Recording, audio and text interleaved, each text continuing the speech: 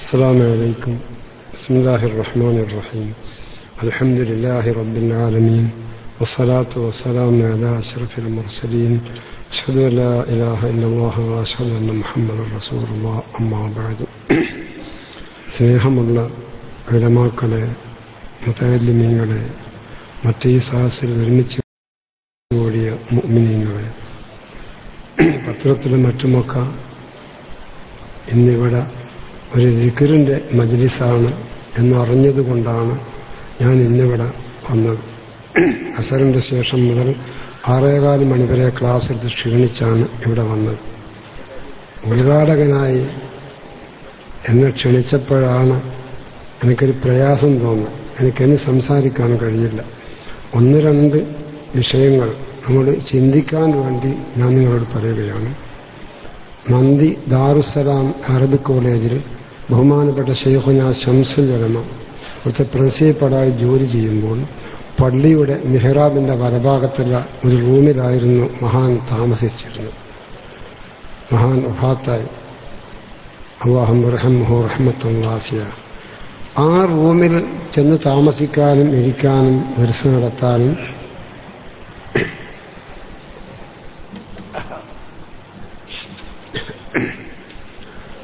മറ്റ് ഒരു മുദരിസിനും ധൈര്യം വരുന്നില്ല. ഉസ്താദ് ഇരുന്ന സ്ഥലത്ത് ആ റൂം അങ്ങനെയായിരുന്നു ബഹുമാനപ്പെട്ടവരെ മറ്റുള്ള ആളുകൾ കണ്ടിരുന്നത്.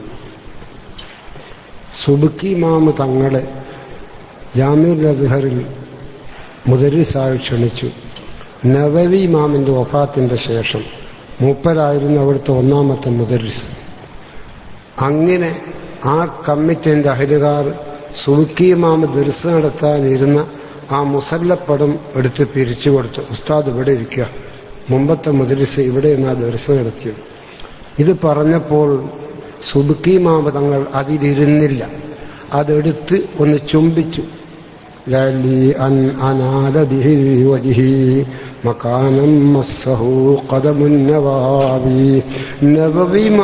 ഞാൻ ഇരിക്കാനോ? ഞാൻ ആരാണ്? അതിനൊന്നും ഞാൻ പറ്റൂല കേട്ടോ. നബവി ഇമാമിന്റെ കാല് തട്ടിയ സ്ഥലം ഞാൻ എൻ്റെ മുഖത്തൊന്ന് വെക്കട്ടെ. ഇങ്ങനെ ചുംബിച്ചിട്ട് അത് ഉയരത്ത് വെച്ചുകൊണ്ട് നിരത്തിരുന്നു കൊണ്ട് ദർസ് നടത്തി. അതായിരുന്നു ഇവിടെ കഴിഞ്ഞുപോയ മഹാന്മാർ ഈ ലോകത്തിന് കാണിച്ച അദബ്, പൊരുത്തം. അതൊക്കെ നഷ്ടപ്പെട്ടുകൊണ്ടിരിക്കുന്ന ഒരു കാലഘട്ടമാണ്. അതുകൊണ്ട് ഈ കാലഘട്ടം നീക്കം മനസ്സിലാക്കിക്കൊണ്ട് സമസ്തയുടെ ആശയങ്ങളും ആദർശങ്ങളും ഇവിടെ കഴിഞ്ഞുപോയ മഹാന്മാരാകുന്ന ഉലമാക്കളുടെ ജീവിത രീതിയും പൊതുജനങ്ങൾക്ക് മനസ്സിലാക്കി കൊടുത്തുകൊണ്ടുള്ള ഒരു മുന്നേറ്റം നമുക്കുണ്ടാകണം. അല്ലാഹു അതിന് നമുക്ക് തൗഫീഖ് നൽകട്ടെ. ആത്മാർത്ഥമായി ഞാൻ ദുആയിരക്കുകയാണ്. തളിപ്പറമ്പ് ഖുവ്വത്തുൽ ഇസ്ലാം അറബി കോളേജിൻ്റെ മുമ്പിൽ കുറേ കൊല്ലം എനിക്ക് തുടർച്ചയായി വാദമുണ്ടായിരുന്നു. ഒരു മുസ്ലിം എല്ലാ ദിവസവും മുമ്പിൽ വന്ന് ഇരിക്കും, കഴിഞ്ഞെങ്കിൽ എഴുന്നേൽക്കും. ഒരു ദിവസം അയാളെ ഞാൻ കണ്ടില്ല. പിറ്റേ ദിവസം അയാൾ വന്നു. ഞാൻ ചോദിച്ചു, ഇങ്ങോട്ടെന്താ ഇന്നലെ വേദന കാണാതിരുന്നത്? എന്നോട് പറഞ്ഞു, ഞാൻ കണ്ണിത്ത് ഉസ്താദിനെ കാണാൻ പോയതായി. എന്നിട്ടെന്ത് സംസാരിച്ചു നിങ്ങളുമായി? ഞാൻ പോയതിൽ എൻ്റെ മനസ്സിൻ്റെ പ്രയാസം ഉസ്താദെ തീരുന്നില്ല. ഞാൻ കണ്ണിത്ത് ഉസ്താദോട് പറഞ്ഞു, ഉസ്താദെ ഞങ്ങളാണിപ്പം വിഷമിച്ചത്. ഉള്ളാളും നിങ്ങളും നമ്മുടെ ഉസ്താദാണ്, ഇവിടുന്ന് നമ്മുടെ ഉസ്താദാണ്. നമ്മൾ ഏത് വഴിയിൽ കൂടി നീങ്ങണം? നമ്മളാണിപ്പോൾ നമുക്കാരെയും തള്ളാൻ പറ്റൂലല്ലോ എന്ന് ഇയാൾ പറഞ്ഞപ്പോൾ ഇങ്ങനെ കിടന്ന കണ്ണിയത്ത് എന്നിട്ട് വളരെ അക്ഷരശുദ്ധിയോടുകൂടി ഇങ്ങനെ സംസാരിച്ചു. സമസ്ത കേരള ജമിയത്തുൽ ഉലമായുടെ പ്രസിഡന്റ് കണ്ണിത്ത് അഹമ്മദ് മുസ്ലിയാർ, അത് ഞാനാണ്. ഞാൻ മരിച്ചിട്ടില്ല. ഞാൻ ആ സ്ഥാനം മറ്റൊരാൾക്ക് ഏൽപ്പിച്ചിട്ടുമില്ല. സമസ്ത കേരള ജമിയത്തുൽ ഉലമായുടെ ജനറൽ സെക്രട്ടറി കെ അബൂബക്കർ, അയാളറിയോ? അയാളാണ് സമസ്തയുടെ സെക്രട്ടറി. ആ സ്ഥാനത്തിൽ നിന്ന് അയാൾ ഒഴിവായിട്ടില്ല. അപ്പോൾ സമസ്തന്റെ പ്രസിഡന്റും സെക്രട്ടറിയും നിലവിലുള്ളപ്പോൾ മറ്റൊരു സമസ്തയുണ്ടാക്കുക, മറ്റൊരു സെക്രട്ടറി ഉണ്ടാക്കുക എന്തേന്ന് ചോദിച്ചാൽ ഇയാളാകെ പേടിച്ച് വിറച്ചിട്ട് എന്തോ ആയിപ്പോയി. ഈ അനുഭവങ്ങളൊക്കെ വെച്ചുകൊണ്ട് ചിന്തിക്കുമ്പോൾ ഇന്ന് സമസ്തയിൽ പ്രവർത്തിക്കുന്ന ആളുകൾക്കുള്ള അതബ് നമുക്ക് മനസ്സിലാക്കാം. നമുക്ക് ചിന്തിക്കാനുള്ളതല്ലേ ഉള്ളൂ. മുസ്ലിയാക്കന്മാർ തമ്മിലൊക്കെ ചില എതിർപ്പുകൾ അങ്ങോട്ടും ഇങ്ങോട്ടും ഉണ്ടാകാറുണ്ടെങ്കിലും അവർ തമ്മിൽ വലിയ മതിപ്പല്ലേ. ഹദീസിന്റെ സനദ് ചർച്ച ചെയ്യുന്ന അവസരത്തിൽ ഇമാം മുസ്ലിം തങ്ങളും ബുഖാരി ഇമാം തങ്ങൾ മാനസികമായി ഒരകൽച്ചയുണ്ടോ എന്ന് തോന്നിപ്പോകാം. വാസ്തവത്തിൽ മാനസികമായി അങ്ങോട്ടും ഇങ്ങോട്ടും എത്ര വലിയ ബഹുമാനമാണ് അവർക്ക് ഉണ്ടായിരുന്നത്. അർജുൻ ഖബ്ബില ബൈന യദൈക വഅർജുക യാ ഉസ്താദൽ അസാതിദ. ഇമാം ബുഖാരി ഇമാമിനോട് ഇമാം മുസ്ലിം തങ്ങൾ പറയുന്നു, ഞാൻ ഇവിടുത്തെ കാലുകളൊന്ന് പിടിച്ച് ചുംബനം ചെയ്യട്ടെ, അതാണ് എൻ്റെ ആഗ്രഹം. ഇത്രത്തോളം ഒരു ആലിമിന് മറ്റൊരു ആലിമിനോട് മതിപ്പുള്ള നിലക്കാണ് ഇവിടെ മുൻപുള്ള കാലത്തുള്ള ഉലമാ സമൂഹങ്ങളെല്ലാം നീങ്ങിയത്. ഇന്ന് നേരെ മറിച്ച് വല്ലാത്തൊരവസ്ഥ. പഠിച്ചതിന് ഈ സ്ഥാപനത്തിൽ പഠിക്കുന്ന ഒരു വിദ്യാർത്ഥിയും ആ നിലക്ക് നീ ആക്കരുതേ തമ്പുരാനെ. ആമീൻ പറഞ്ഞോളൂ. നമ്മളെ ഉസ്താദന്മാരെ ധിക്കരിച്ചുകൊണ്ട് മറ്റൊരു സംഘടന ഉണ്ടാക്കി പ്രവർത്തിക്കുമ്പോൾ ആ ഉസ്താദന്മാരുടെ ശിഷ്യന്മാർ തന്നെ മറ്റേ ഗ്രൂപ്പിലൊക്കെ പ്രവർത്തിക്കുക എന്ന് പറഞ്ഞാൽ അവർക്ക് മാനസികമായി ഒരുപാട് അകൽച്ചയുണ്ടാകും.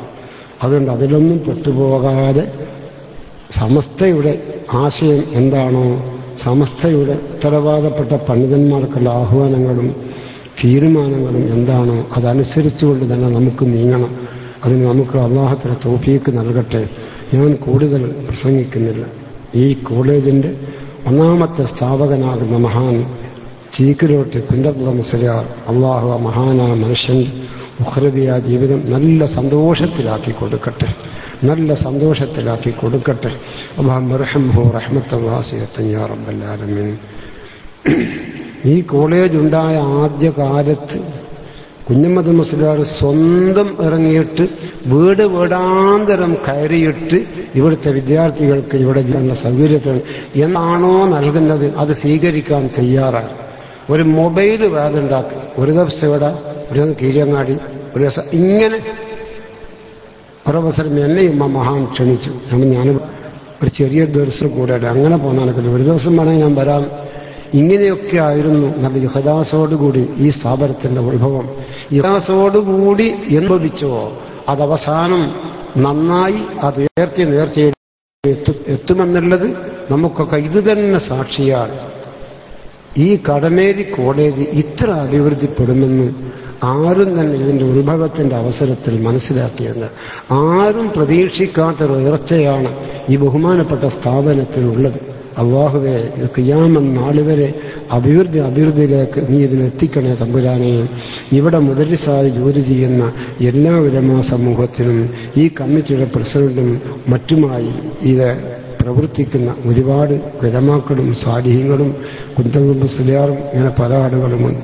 അവർക്കൊക്കെ ഒരു മാരകമായ രോഗം വരാതിരിക്കണേ അല്ലാ. ഈ സാഹസിൽ ആർക്കും ഒരു മാരകമായ രോഗം വരാതിരിക്കണേ അല്ലാ.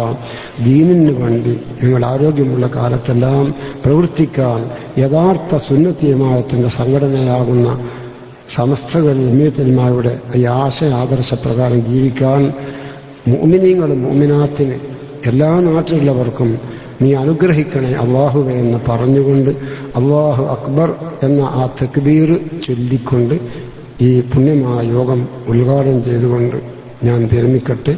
സന്തോഷത്തോടുകൂടി അസ്സലാമു അലൈക്കും.